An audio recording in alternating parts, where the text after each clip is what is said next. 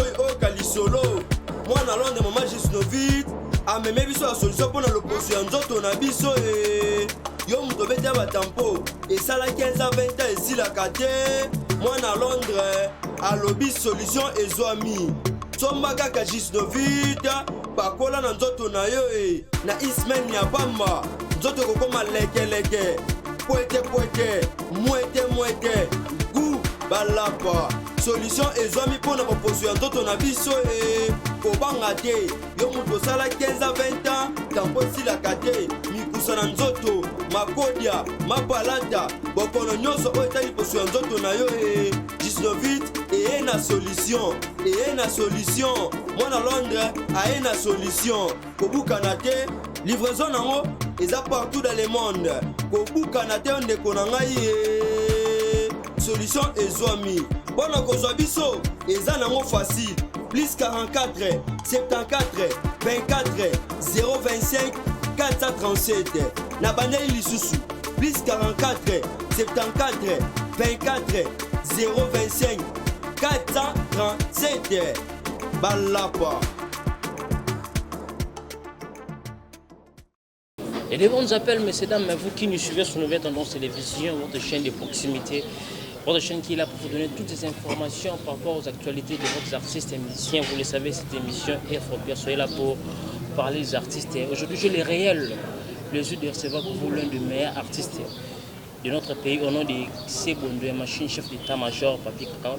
On va se déparer avec l'artiste par rapport à sa carrière et par rapport à sa foyer aussi. Et vous savez, l'album formidable où il est déjà sur le marché PCB. On va se déparer avec l'artiste aussi par rapport à l'actualité. Là, je dis merci à notre équipe technique qui travaille au four et au moulin. Merci à toi, l'expert à la matière. J'ai donné le ministère pour l'excellence du travail. Sans oublier Elsa de Jordan, notre chef, notre mentor aussi. Merci pour l'excellence du travail. Là, l'assistant Mikolo, c'est la bise Elsa Bio. Les autres, ça a tellement plaisir. Merci aussi à toi aussi, Alain de Suprême. Notre chef, pour la confiance, nous sommes toujours ensemble. Merci à tous les partenaires qui me soutiennent des partout. Vraiment, malgré la conjoncture actuelle, nous avons eu Covid-19 où nous avons frappé partout dans le monde. Mais il y a des gens qui sont toujours avec nous pour nous soutenir de partout. Là, je dis merci à toi, le président Jansi Mokonzi, Yabana Biena Chitembo. Président Jansi Mokonzi, Yabana Biena Chitembo de la part de Kenny West, garçon de la vie, sans oublier les patrons responsables. On sort Massamba Boston de Puy State. Merci mon frère pour notre équipe de soutien. Laurent Kinza Trésor. Europe, l'Afrique et comment Peggy qui a les boss. Merci mon vieux Chico Mabelema même. Ritz Papin R10 depuis Londres. Merci pour tous tes soutiens. Là je dis bonjour à mon invité spécial. C'est bon de la machine Papi Kakol. Bonjour Yama. Bonjour. Bonne santé chef d'état-major. Ouais, yo bika ba système autozala ngona ba palais. Santé zala ngo pépère. Moi ba malaise amke kaka malaria yo bika mboka na biso ezala toujours malaria. Donc merci pour ça va. Mais ces derniers temps to communication mutu passe les bomo et comme Covid-19 chef. Muta États-Unis ba boulé peneti. Et quotité au chef d'état-major. Ah jamais. Voilà, il y a des comptes à rendre Jésus à Salana, c'est toi, Bananaï. Parce que Bétaï tourne moi vacances, en Malinde, je salue aussi.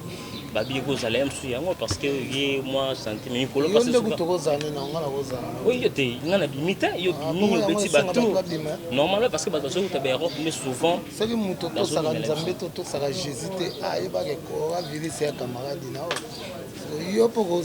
Merci beaucoup mesdames et messieurs, allez-y comprendre, nous sommes en direct sur Nouvelle Tendance Télévision, abonnez-vous massivement pour tous les détails de cette émission. On va parler avec Kakol Sebondoué Machine.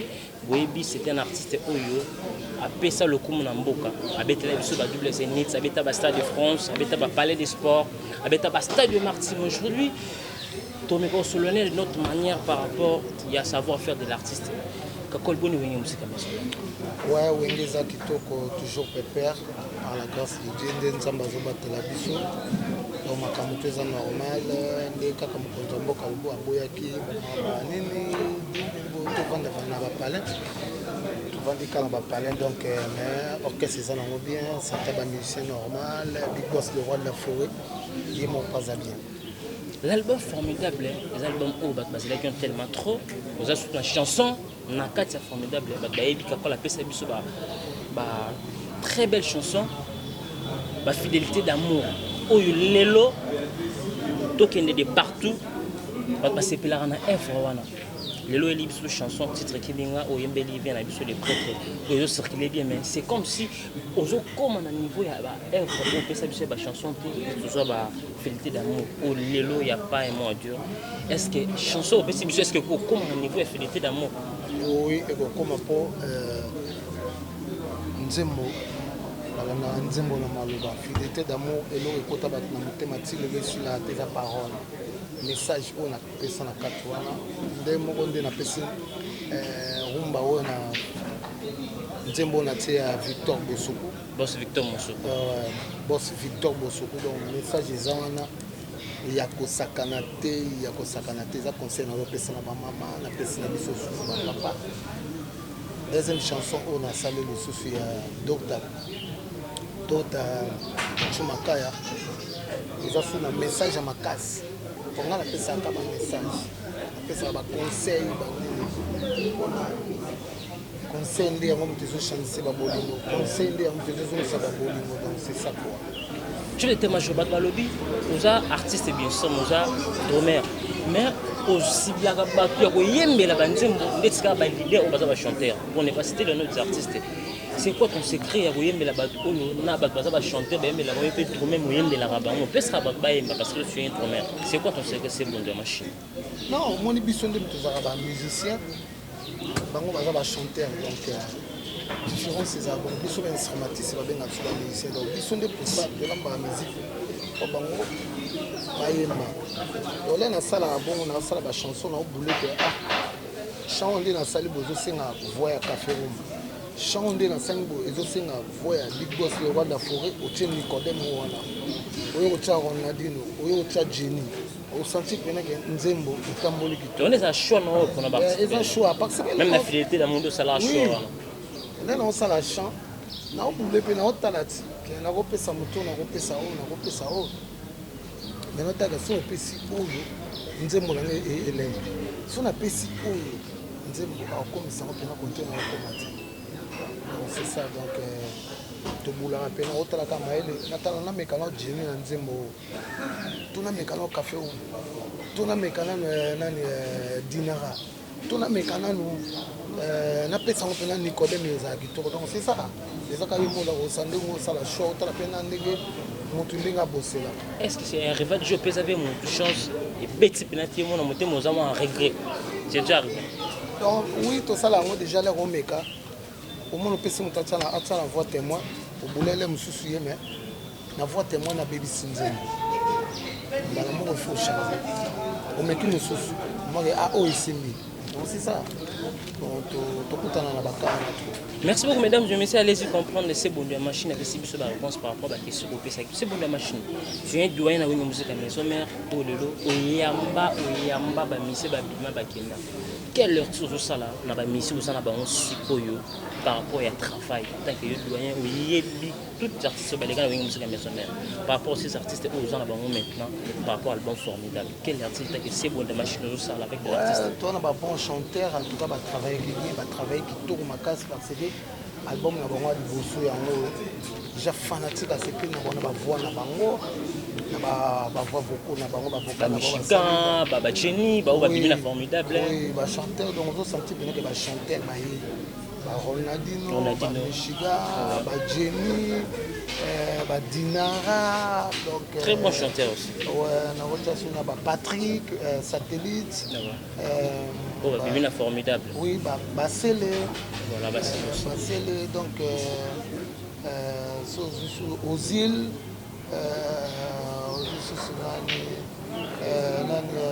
Wangila on sentit pena que bayaki na couleur na bango donc parce que Nicodème déjà ali c'est ça comme mon biaka comme ta déjà biaka donc c'est ça quoi va travailler bien va fanatique va se na bango va se na bango na makasi C'est bon de machine. De l'eau oyo, tu es départ comme on a normal la musique congolaise, il y a du genre parce que la musique comme on a sans contrat, il y a des départs et ça la départ et d'autres par rapport tu es raison où ils allaient rapper tu vas plus ça. Mais souvent une musique à maison que c'est oyo bat baya ka bazwa rapper vie otoyebi mais ba ken rapper trop.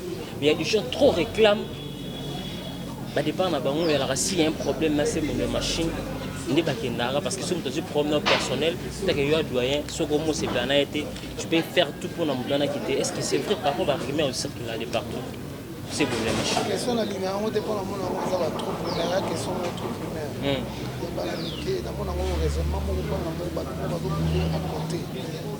Donc, on a travaillé comme on travaille. On a répondu à un autre, on a répondu à un autre.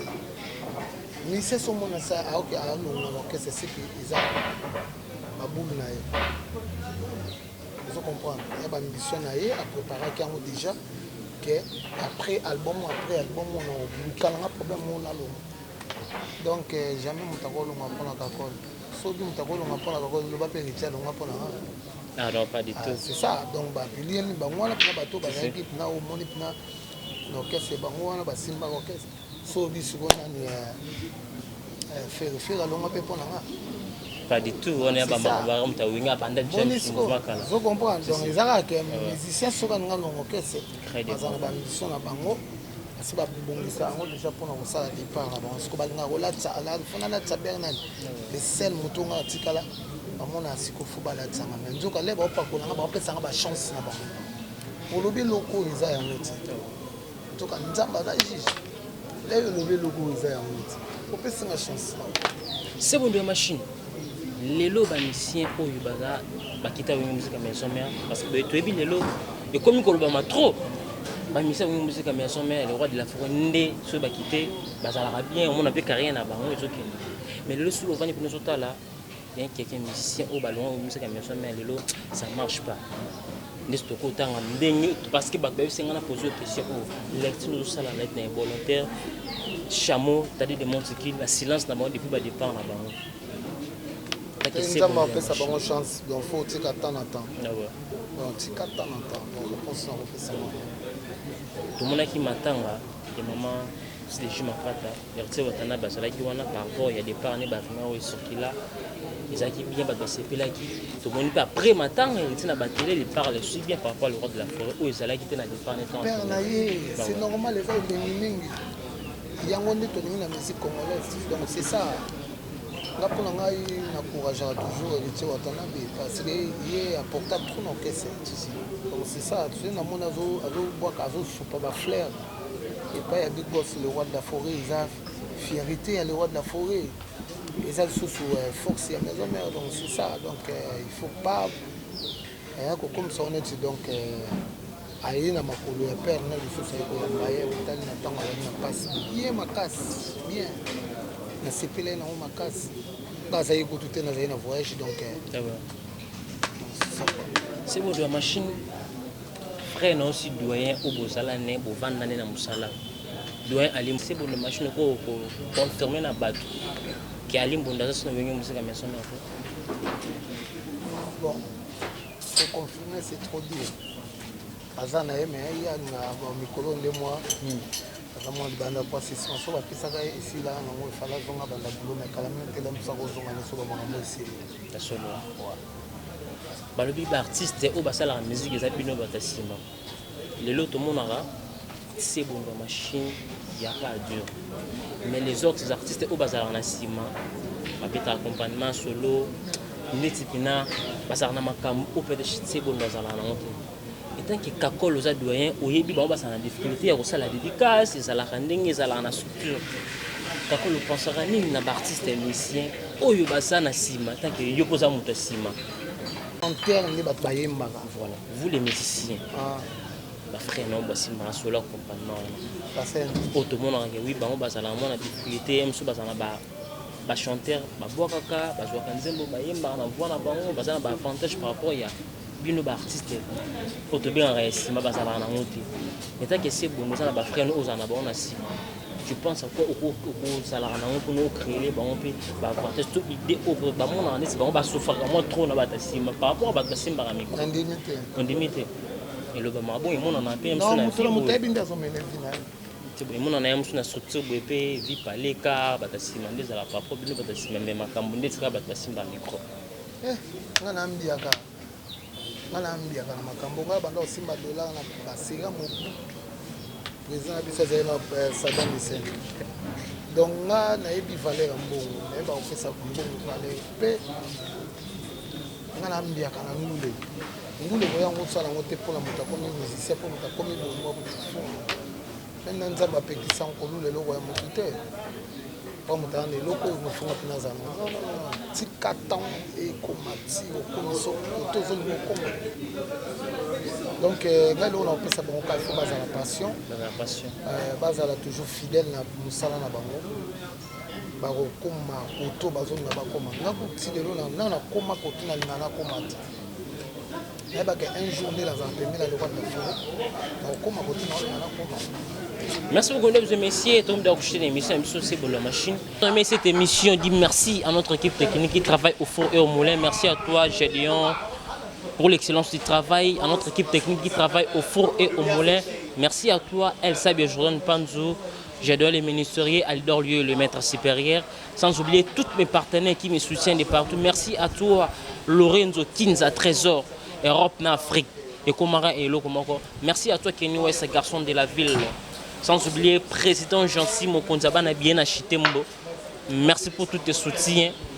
Boston, Rostor, Massamba, depuis les États-Unis, un partenaire très responsable pour Pet Fombo depuis le Canada. Merci, ma concert, pour tous tes soutiens. Merci aussi à toi, Ritz Capping R10 depuis Luanda. Merci Yoebi, Negato Solagi, on est ensemble, on va rester toujours ensemble.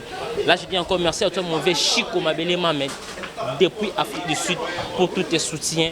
Mon vieux Guilhem Mondo, pas tant qu'il y a Luanda, bientôt de retour à ça après confinement, de retour à ça. Abonnez-vous massivement sur Nouvelle Tendance Télévision pour tous les détails de cette émission. On est ensemble avec vous. On se retrouve à la prochaine numéro pour d'autres invités. Bye.